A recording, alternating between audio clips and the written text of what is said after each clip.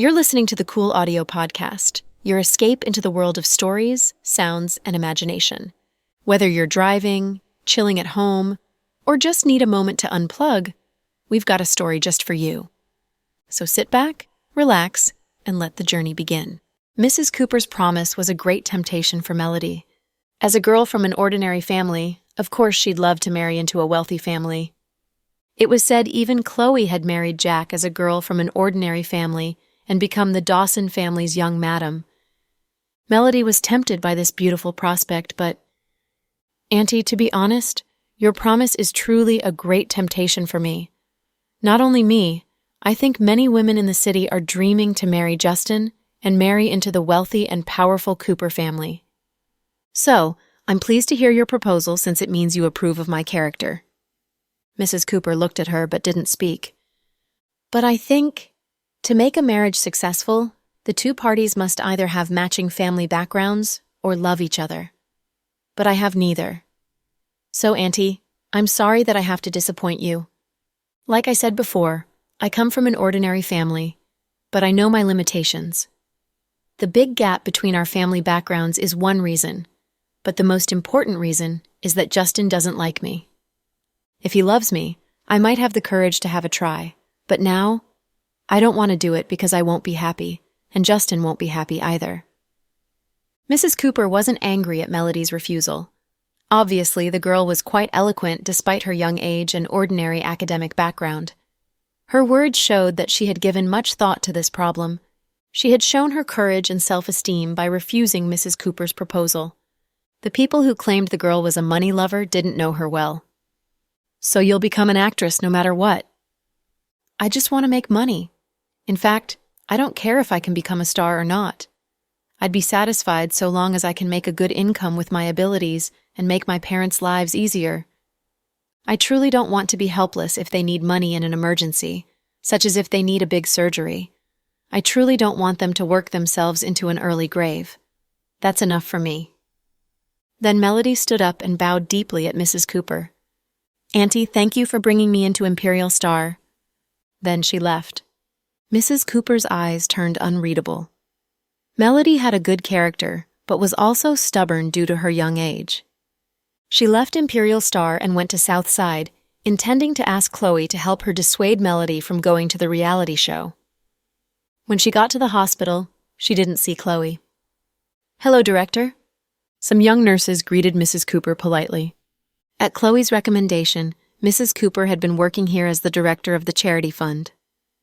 "Where's Vice Director Green? She's not in her office." "She went out." "Where did she go?" "I don't know. A black Audi A8 took her," one young nurse said. "Did she say when she'd come back?" "No." The young nurse shook her head. Curious, Mrs. Cooper dialed Chloe's number on her cell phone, but the call couldn't get through. "I hope she's not in trouble." Mrs. Cooper was worried. At this moment, Chloe was taken by the Audi A8 into a beautiful suburban plantation. Director Richard had come with her, or she'd never have agreed to come. Her bodyguards followed her in a car, but they were stopped when they arrived at the destination. "Wait for me here. I'm fine." Chloe looked at them reassuringly. The bodyguards stopped and their leader immediately called Jack to report this incident. Jack was handling files in his office. Seeing the number of the bodyguard, he answered immediately. "President Dawson." "What happened to Chloe?" "Don't worry. This afternoon, a black Audi A8 came to the hospital and took Mrs. Dawson. Seeing Director Richard was in the car, she said it was fine. We followed the car, and now it stopped at the Feng Ming plantation, 35 kilometers out of the city.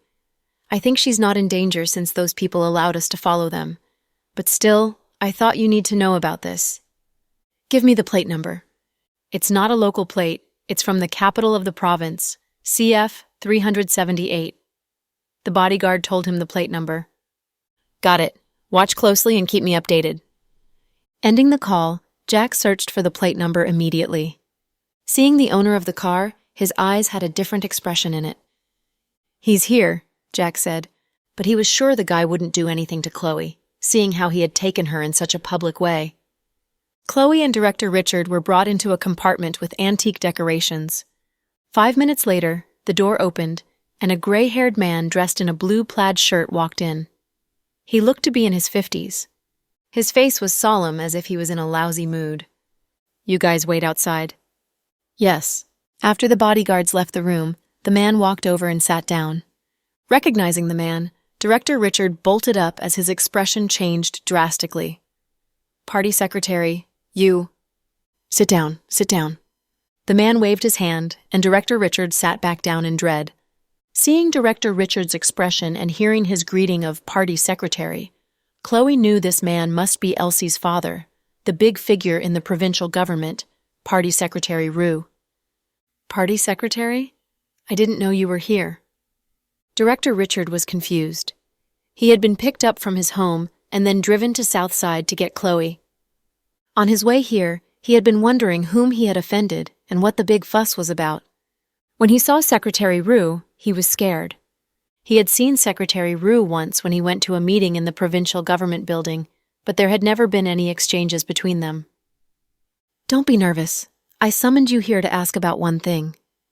Secretary Rue glanced at Chloe. "Vice Director Green, I guess you know my daughter, Elsie?" "I do," Chloe nodded. "When she got wounded in her leg, I told her to stay in a hospital in the provincial capital, but she said you were her good friend and an excellent doctor, so I agreed to let her come to your hospital." "Yeah, she told me that." "Then please tell me where my daughter is," Secretary Rue said with some anger. Obviously, he knew Elsie was missing and had come to demand an answer. "To tell you the truth, I don't know where she is." "That's impossible. She was living in your Southside Recuperation Center. She only left the hospital when you had your birthday party." Obviously, Secretary Rue knew Elsie's activities very well. "But she's a patient in the hospital. Her whereabouts is her personal business, and I don't have the right to intervene. I've been looking for her and trying to contact her. I even pulled out the video surveillance of the hospital but found no clues. I think you'd better ask her bodyguards. They guarded her and should know better than I do." Chloe didn't stammer just because the man was the party secretary of the provincial government. Instead, she replied with dignity and even revealed a trace of disapproval about Elsie. Director Richard listened to their conversation in silence. In fact, he was totally in the dark. About to retire, he had handed out many of his duties and seldom went to the first hospital. His immigration application had been approved, and he was about to wrap things up with Chloe and went abroad to enjoy his retirement. But before he could leave, such a big thing happened. He didn't know Elsie, but from the conversation between Chloe and Secretary Rue, he understood the secretary's daughter went missing when she was recovering at Southside. Director Richard was alarmed. If the secretary's daughter went missing, no matter how it happened, Southside couldn't get out of it unscathed. "Child, I heard you're very good with your speech. Now I know the rumor is true. Instead of being frightened, you complained about me." "Secretary, I didn't complain. I was stating the facts. Elsie's my friend. In fact, her wound has healed long ago, but I don't know why she still stayed in the hospital. I think she might have other things to do. I think you can do some investigation on it, Secretary." Chloe didn't know if Secretary Rue knew about her daughter's eavesdropping of her, so she said the words to test the waters. Sure enough, Secretary Rue's eyes turned unreadable after hearing her words. "Don't worry. I summoned you guys here just to understand the situation. Secretary, if your daughter truly went missing, it's a big deal.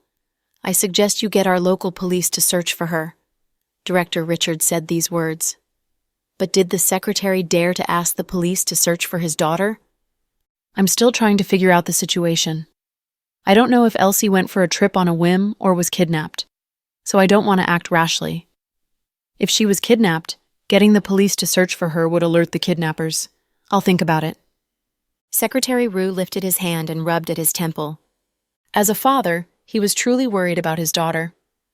Chloe pitied him and said, "Secretary, I don't suggest a big-scale search. You'd better do it secretly. Elsie is an adult and very smart. I think the kidnappers are definitely not ordinary people. I wonder if they have a political agenda. It would be troublesome if they did it because of your position." Hearing Chloe's words, Secretary Rue furrowed his brows tighter. "I know. You can go now." Seeing he couldn't get any useful information from them, Secretary Rue waved at his people and had them usher Chloe and Director Richard out. On their way back, Director Richard didn't dare to ask about the issue, so Chloe didn't speak to him. She felt Elsie's disappearance was very complicated and wondered about the force behind the kidnap. Did it have anything to do with Fiona? It was true that it was a piece of cake for Fiona to kidnap someone, but Chloe didn't believe Fiona would kidnap someone from under her nose without telling her first. Meanwhile, in a broken fishing boat, Elsie lay unconscious in a sack. Only her head was revealed. "Wake her up with water." Then, a pan of cold water was splashed onto her face. Elsie woke up from a nightmare in which she was browsing Weibo on her cell phone in the back garden of the Southside Recuperation Center.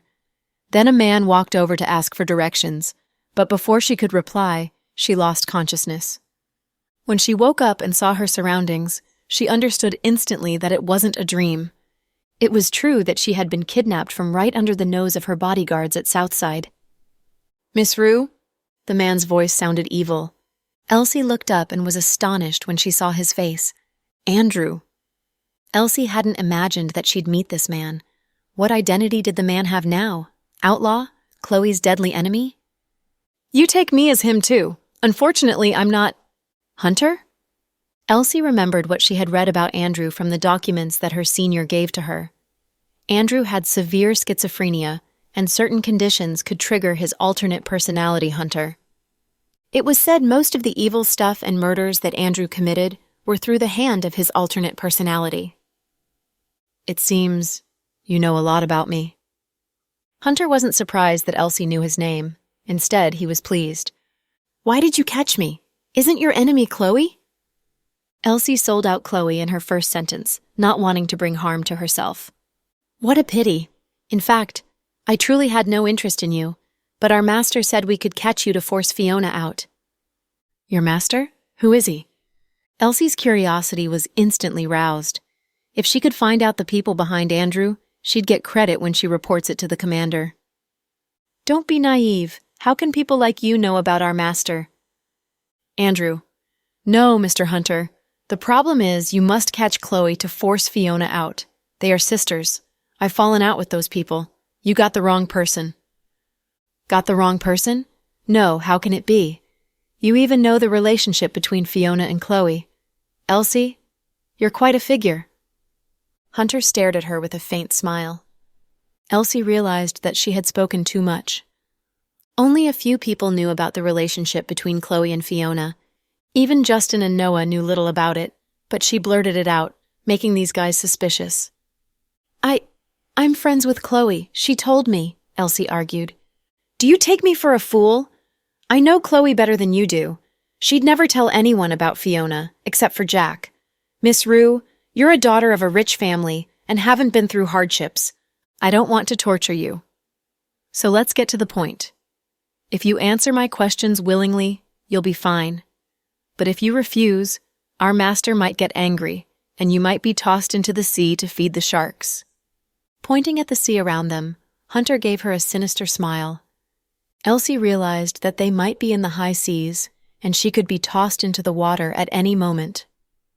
"My father won't let you get away with it. You must know whom my father is, right?" Elsie hoped she could scare them with her father's title, but she was mistaken. Hunter laughed. The laugh was full of irony. "What are you laughing about?" Elsie was piqued. "I'm laughing at you. You think you're smart, but you're not nearly as smart as Chloe." "I never compare myself to Chloe." Elsie felt sour. It seemed the spotlight always followed Chloe. Everyone liked her, even her enemies like Hunter, who hated her guts appreciated her. Why? Just because she was Chloe? "My time is precious, and I don't want to waste it on you. The first question, what's your purpose of staying in the South Side?" "To recover from my wound," Elsie replied immediately. "Water." At Hunter's order, his subordinate splashed a bucket of icy water onto Elsie. It felt bone cold. She had been weak from the bumpy trip, and now she was soaked in icy water. It was too much for her. "Andrew, you're a psycho," Elsie cursed in fury. "You'd better tell me the truth. I ask you again, what's your purpose of staying at Southside?" "I went there to get my wound treated. Didn't you know I hurt my leg? Chloe's my friend, and I thought she'd take care of me while I lived at Southside." Elsie didn't dare to tell them about the force behind her. If she did, Many people would die with her. So she stuck with her original story. For treatment? Chloe believed your BS, but you don't want to tell me the truth? Hunter grabbed Elsie's chin with a hard grip and asked her. I told the truth. Because of the chill, Elsie answered Jack with chattering teeth. Very good. More water. Hunter stood up impatiently. As another bucket of icy water splashed on her, Elsie felt she was submerged in freezing water. Then she blanked out. Mr. Hunter, she passed out. Take her down. When she wakes up, we'll continue. Yes, sir. Besides, spread the word that Elsie was kidnapped by a young and beautiful woman. Yes, sir. At Southside Recuperation Center. As Director Richard was driven back to his home, Chloe returned to the hospital. Sister Chloe, you're back. Are you okay? Worried, Violet hurried up and asked in a low voice. Chloe nodded. President Dawson is waiting for you in your office. My husband is here? Surprised, Chloe quickened her steps and pushed open the door to her office. Jack was sitting in the chair behind her desk, looking worried. He was relieved when he saw her walk in. Honey. Mr. Dawson, what are you doing here? Jack hadn't come here for a long time. Your bodyguards called me and said someone took you away. Oh, I'm fine. It's broad daylight and Director Richard was in the car. What could happen? Chloe chuckled and brushed it off airily. Even though Jack knew the more airily she acted, the more serious the issue was, he didn't pursue the topic. Honey, I haven't eaten yet. Would you go out and grab a bite with me? Excellent. I want to eat stewed pork. Hearing they were going out for a meal, Chloe smiled and held Jack's arm. Look at you. Where's your dignity as the vice director? Jack pinched her chubby chin lovingly. I'll soon be promoted to be the director, okay? Don't put the word vice before my title. Humph. Under the envious eyes of her colleagues, Chloe walked out of the hospital hand in hand with Jack. In a restaurant near the hospital, Jack ordered several dishes, including meats and vegetables. Honey, the people who took me are... Chloe knew the thing couldn't remain a secret, so seeing they were alone, she wanted to tell Jack. Honey, have some water first. Jack interrupted her and poured her a glass of water. Chloe was startled. Obviously, Mr. Dawson was trying to stop her from talking about the issue. Did it mean that someone was eavesdropping on their conversation? Having been married to Jack for years, Chloe knew her husband well, so after Jack interrupted her, she stopped talking about the topic. Instead, she chatted with him about unimportant things. When they got home and lay in bed in their bedroom, Jack held his wife in his arms and asked her about the incident. Chloe, did Secretary Rue see you to ask about Elsie's whereabouts? Yeah, Chloe nodded. Then why did he summon Director Richard? He's already half retired now and doesn't know anything about the issue. I think he did it to pressure me, Chloe guessed. What did you say? I told him the truth. I truly don't know where Elsie is. Chloe felt frustrated. It was quite puzzling that a big adult had disappeared into thin air. There was no witness or any clues in the surveillance footage. I'm actually afraid when I think about it. If they could kidnap Elsie from Southside without leaving a trace behind, then they could have done this to you too. Worried, Jack tightened his arms around Chloe as if he'd lose her at any moment. They all think Fiona might have done it, so... I didn't communicate with her. I feel that something's not right lately and decided to not call her. I'm afraid I'd bring trouble to her. Jack was a cautious man. Although he suspected Fiona had done it, he didn't call her yet. Honey, you're very careful now. Of course. Since I found Elsie used that cutting-edge device on the yacht, I know I can't be careful enough. What shall we do now? We wait and see. Secretary Rue is powerful but can't do anything to you. Besides, his daughter is an adult. Her disappearance is not your fault. Yeah. Chloe laid in his arms and nodded. The whole thing was weird and put them on guard. It was 8 p.m., and Noah had just finished a high-level meeting. Working late was an everyday thing for him as the chief. When he walked out of his office, he heard his colleagues were talking about something animatedly. What are you talking about? Noah asked with a chuckle. Chief Ace, something happened to Octavia. Did you know that? What happened? Noah was alarmed. He didn't want any of his colleagues to be in trouble. We don't know the details yet. It said she got off work and saw a thief steal a purse from a woman. She chased after the thief and got hurt. Where is she? Where? Noah was worried. We don't know if it's true or not. We got the information from the Baihe Road branch but haven't seen her yet. Noah called the branch immediately and found it was true. Immediately, he drove to the 6th hospital on Baihe Road. When he arrived, Octavia had got her wound dressed. Chief Ace, she was pleased to see him. What happened? Noah frowned. Before Octavia could reply, the male police officer of the branch said, Octavia, even a woman doing office work in the headquarters is so badass. Octavia is very brave and chased after the thief who stole a woman's purse. The thief had a knife, but Octavia still caught him. Wow, I can't believe she does office work. You're a great trainer. Hearing his words, Noah had a general idea of the whole thing. Before he could reply, the young officer continued, Chief Ace, you must give a big award to Octavia. She sets a good example for us. I don't want awards. I just want Chief Ace to treat me with a meal. In front of many police officers, Octavia put her hand on the wound in her arm and said slowly. Noah's expression changed slightly because he knew what she was up to. Before he could reply, the police officers went into an uproar. Octavia, are you stupid? You did such a heroic deed and must take the opportunity to get some big award from Chief Ace. A meal is too small. Octavia looked at Noah and smiled gently. I've admired Chief Ace ever since I was in the university and want to learn some detective skills from him. But he's so busy that he doesn't even have time to have a proper meal. So I'll take this opportunity to learn something from Chief Ace while I have a meal with him. Would you give me the chance, Chief Ace? Octavia glanced at Noah as she said the last sentence. It would look bad if he refused her in front of so many people. After all, she had just done a deed of merit and gained people's admiration. But if he agreed, Sarah would be sad if she learns about it. Right now, Sarah was quite paranoid. Noah said with a chuckle, Okay, I'll treat everyone in our bureau to a meal. I'll use 3 months of my salary to give a feast to you eating machines. He tried to use a group feast to get out of the difficult situation. But Octavia wasn't so easy to fool. Chief Ace, I don't want a group feast. I want to eat with you alone. Whoa, Chief Ace, you must grant her wish. She admires you. It seems she wants to take you as her teacher.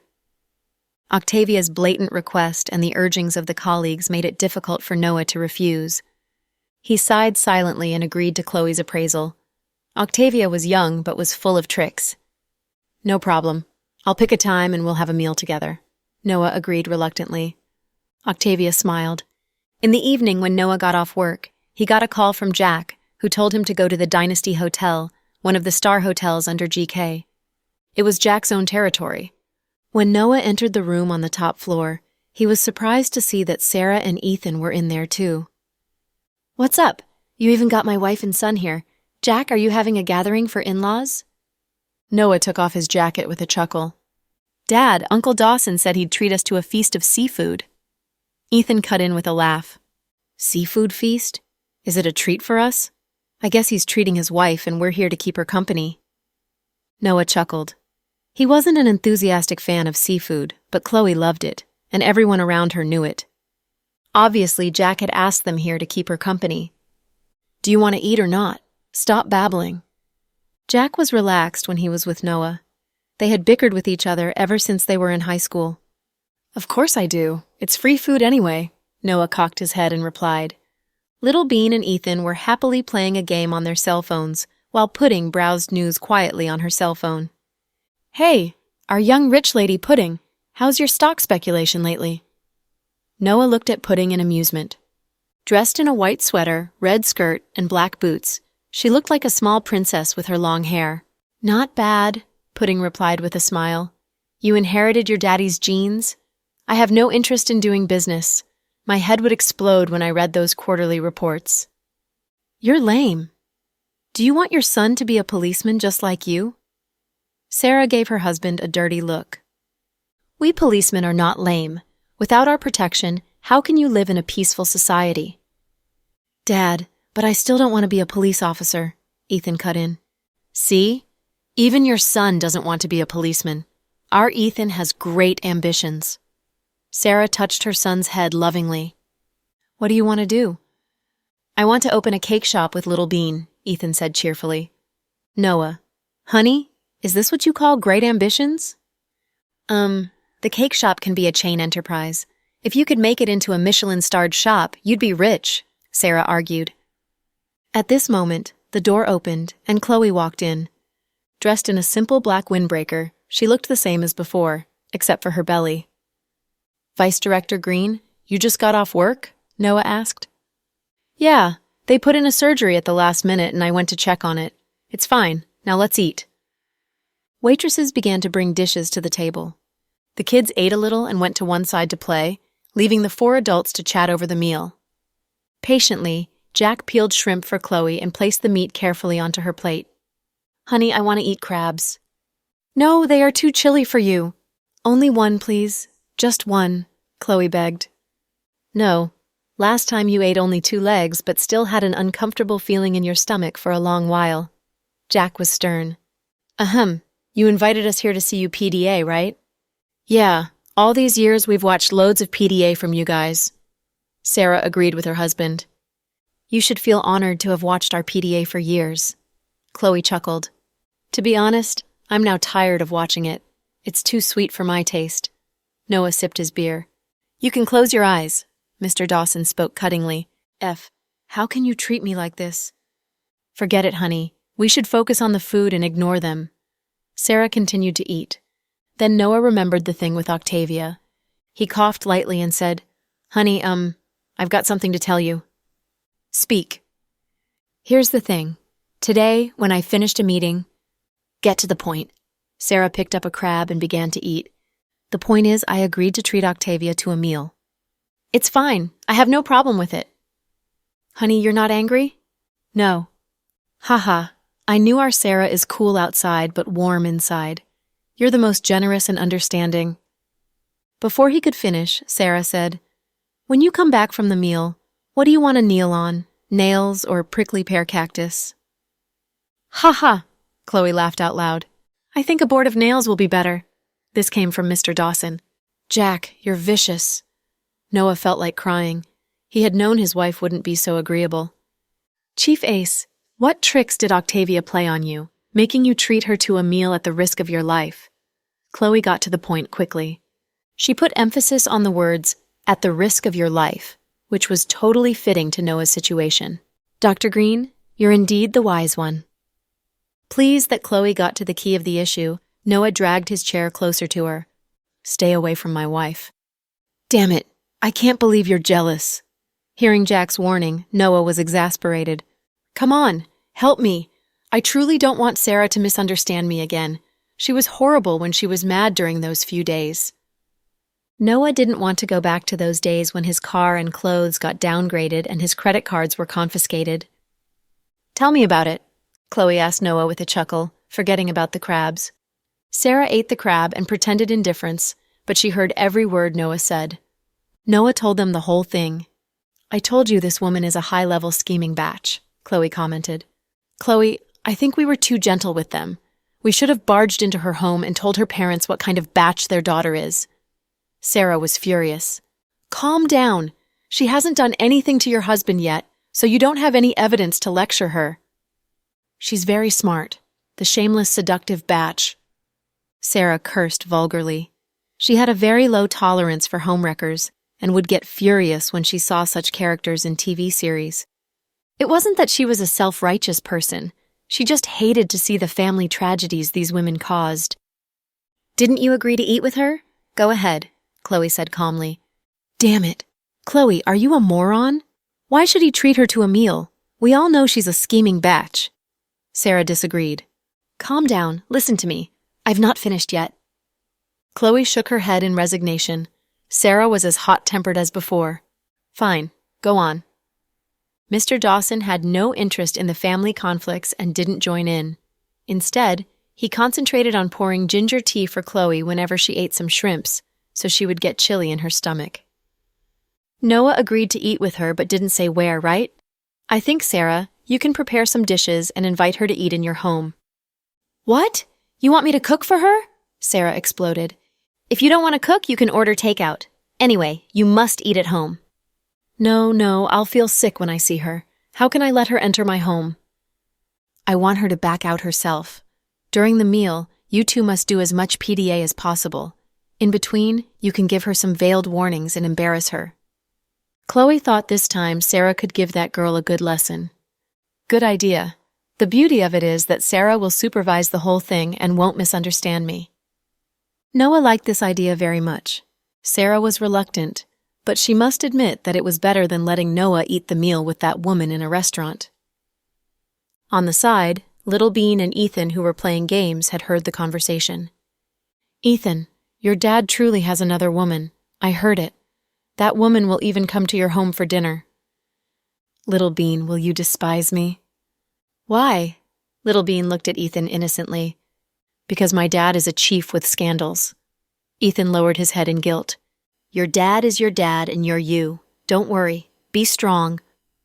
Little Bean patted Ethan on the shoulder and comforted him like a little adult. "What the heck are you two doing?" Pudding almost laughed out loud. When the dinner came to a cheerful end, Jack asked Noah, "Secretary Rue is here. Did he summon you?" "Oh, I heard it, but he hasn't summoned me yet, probably because my position is not high enough to see him. My dad might be summoned, but I've been busy lately and didn't ask him." Noah was calm about the arrival of Secretary Rue because he didn't realize the seriousness of the issue. Elsie's disappearance is a serious issue, or her father wouldn't have come. "I don't care that the scheming batch is missing. I think it's a good thing." Noah disliked Elsie. "I know, but don't forget her background," Chloe reminded him. "So what? The secretary can't blame us. It's not us who lost his daughter." Noah shrugged. Jack instructed him, "When you are on field missions, ask your people to watch out for Elsie's whereabouts. If she was truly kidnapped, she might be close to the city."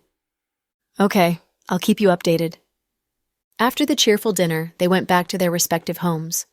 When she was in the car, Chloe remembered the crabs that she hadn't gotten to eat and sulked. "Honey, I didn't eat any crabs. I got distracted by Noah." Without a word, Jack took out an exquisite bag like a conjurer and handed it to her. Chloe opened it and almost jumped in delight. It was a warm crab. It looked very appetizing. She knew Jack must have ordered the chef of the hotel to make it for her after the dinner. In the box, there was also a glass bottle with brown liquid in it. It was warm, too. Chloe had thought it was coffee until Jack told her it was ginger. Jack said, "Little greedy cat, you always lose your mind when you see seafood. You can only eat one and must drink ginger tea after that." "Thank you, honey." Gaining Mr. Dawson's permission, Chloe was as happy as a child and kissed his cheek swiftly. The twins sitting behind them were speechless. "They treat us like air," Little Bean lamented.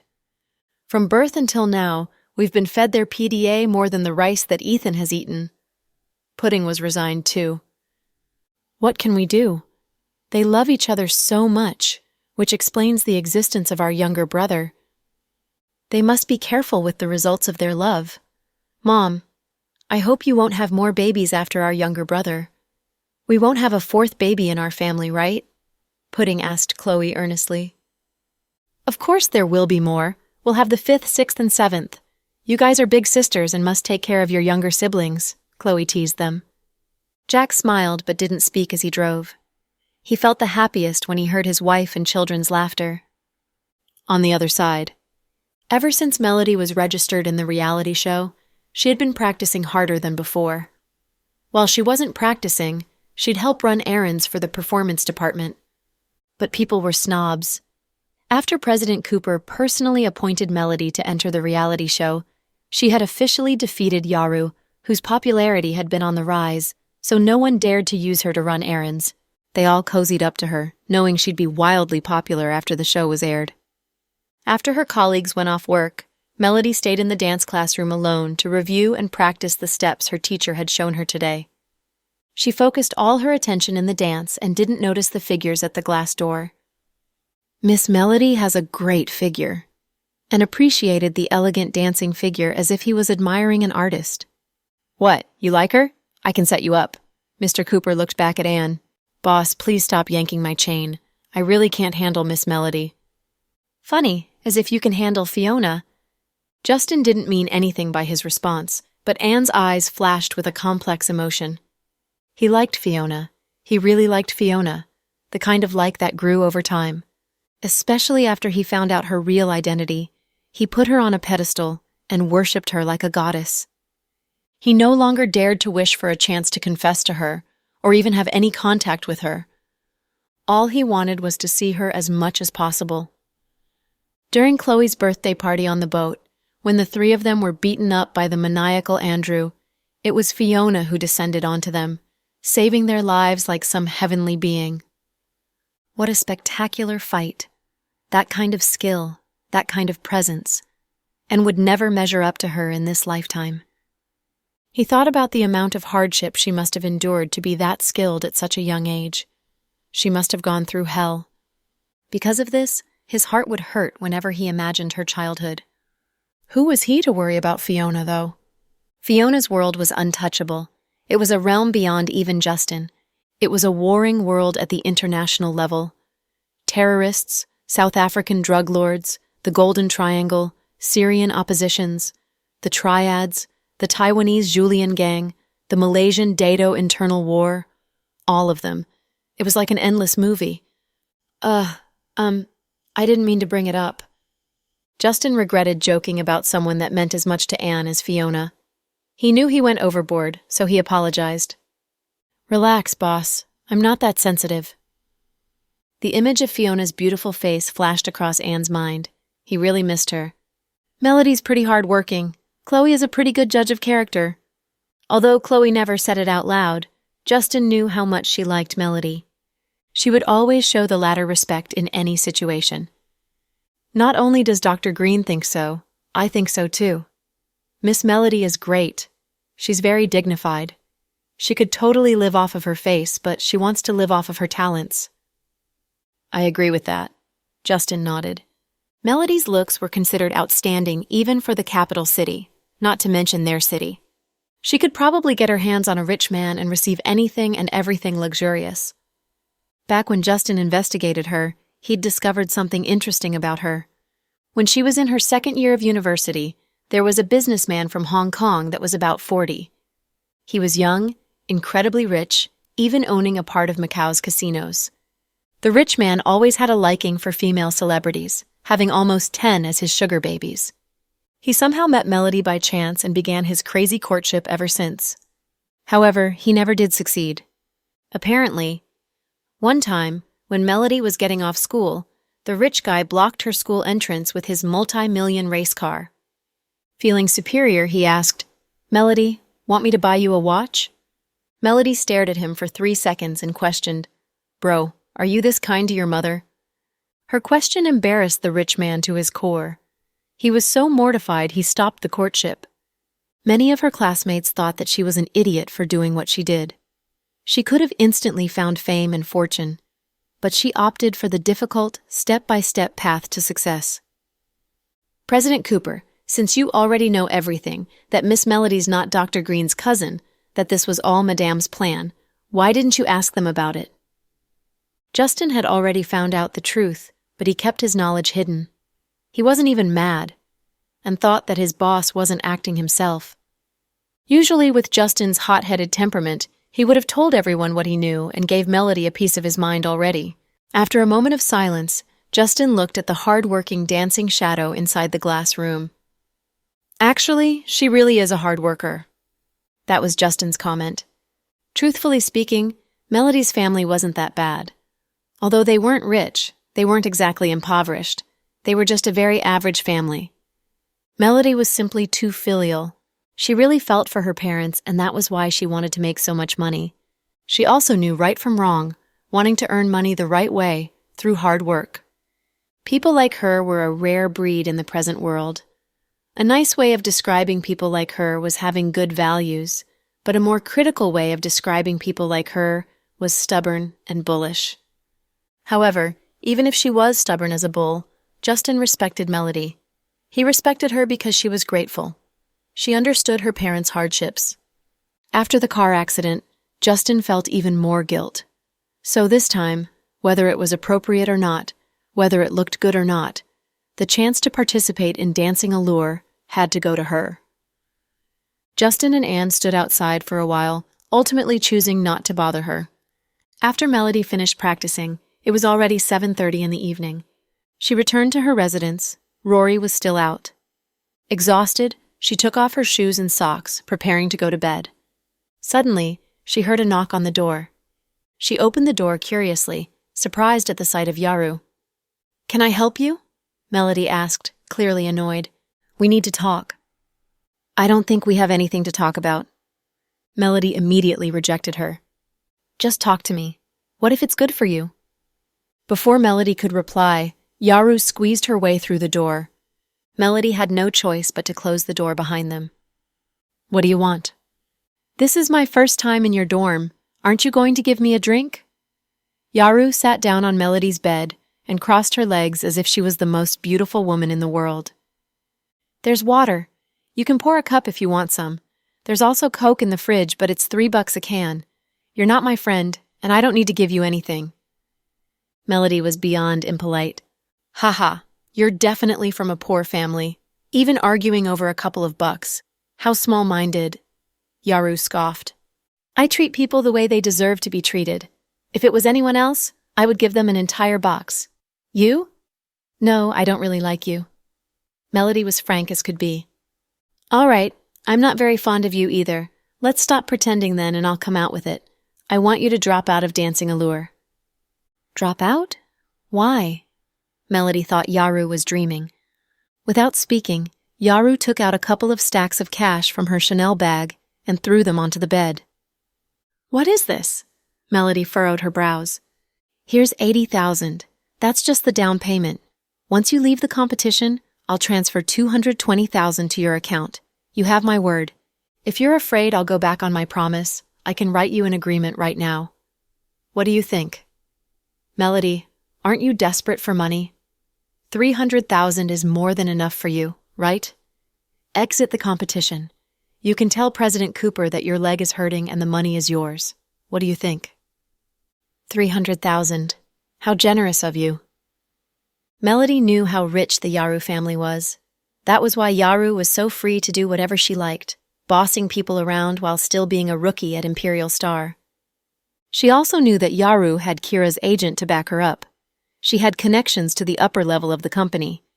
The fact that she was cut from the competition made her feel completely indignant. "Just tell me if you're willing." "You want to buy me off with so little? Am I a hobo to you?" "Then how much do you want? Why don't give me a number?" Yaru was happy to hear that Melody was willing to negotiate. She wanted fame and was willing to spend more to get it. 100 million, what do you think? Melody smiled at Yaru as if she was making a friendly joke with her best friend. "Melody, are you nuts? Why don't you rob a bank? Do you even know what you're saying? Are you nuts?" Yaru was livid. How could Melody ask for so much? 100 million? What a joke. If she had that kind of money, she wouldn't need to train. She'd just enjoy her life. Why would she even become a celebrity? "You don't have that much, right? Then please leave." Melody made her feelings very clear with a friendly smile.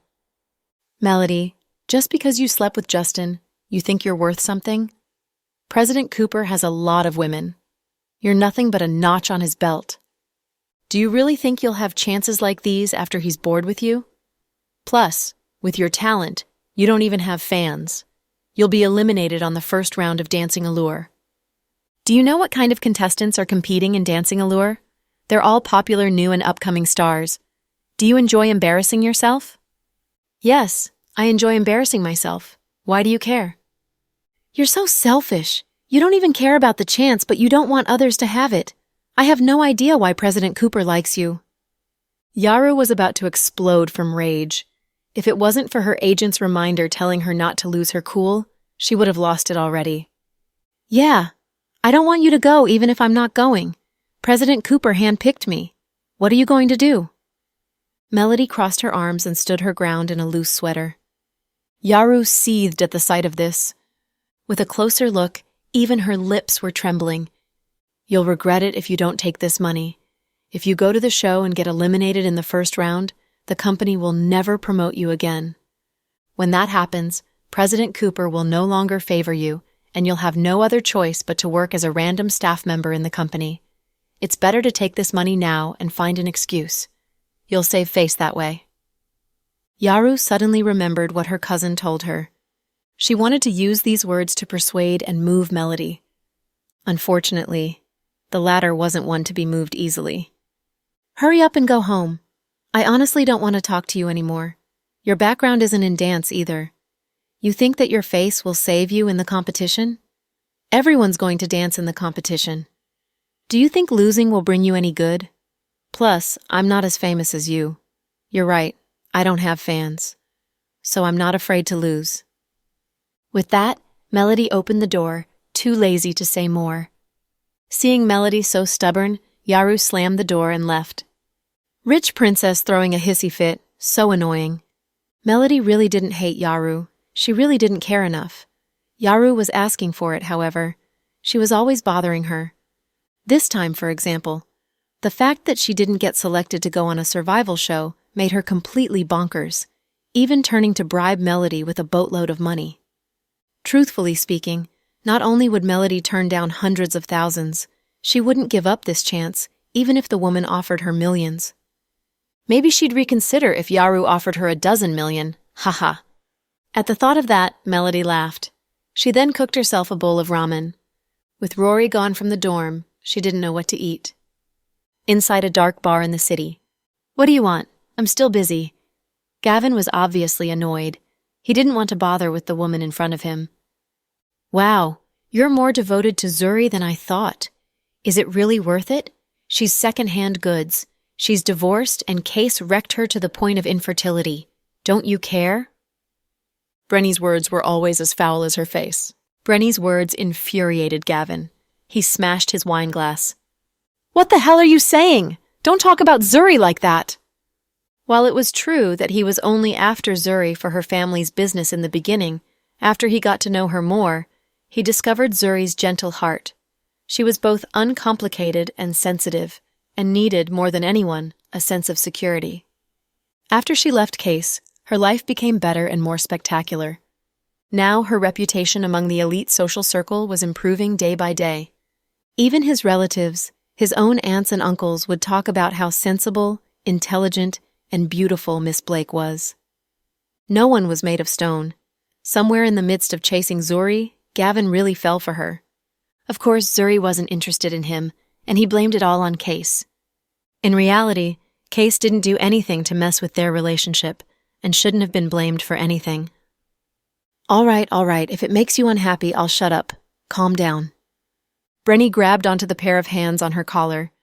Gavin seemed to really dislike her, removing his hands the moment her hands touched his eyes emitting rage. Mr. Gavin, I need some money. I want to invest in the stock market. I realized that after Andrew lost my family's fortune, most of it went to Chloe's family's BS. It's under Chloe's mother's name, and they're using it to move funds. Obviously, I'm indignant.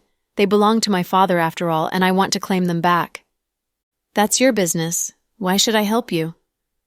I found a couple of sugar daddies recently, but none of them are as rich as you, so I need you to give me 10 million. 10 million? Are you nuts? Who do you think you are? Gavin looked at Brenny with bewildered eyes. Now that she had so much work done, her face was practically made of fillers. Her nose was crooked and her lips were redder than the ugliest shade of crimson. Her chest grew incessantly. It was probably larger than a D cup now. Old men would seek her out just for a good time, and Brenny earned her living from spending time with them. Actually, it wasn't a feeble amount. She was still occupying the house Case had bought her. She even duped some idiot into buying her a white Maserati. The brand names covering her body also came from all the rich men she got her claws in. She had all of that, but it was still not enough. She wanted to blackmail Gavin into giving her 10 million. What if I could get Zuri to sleep with you?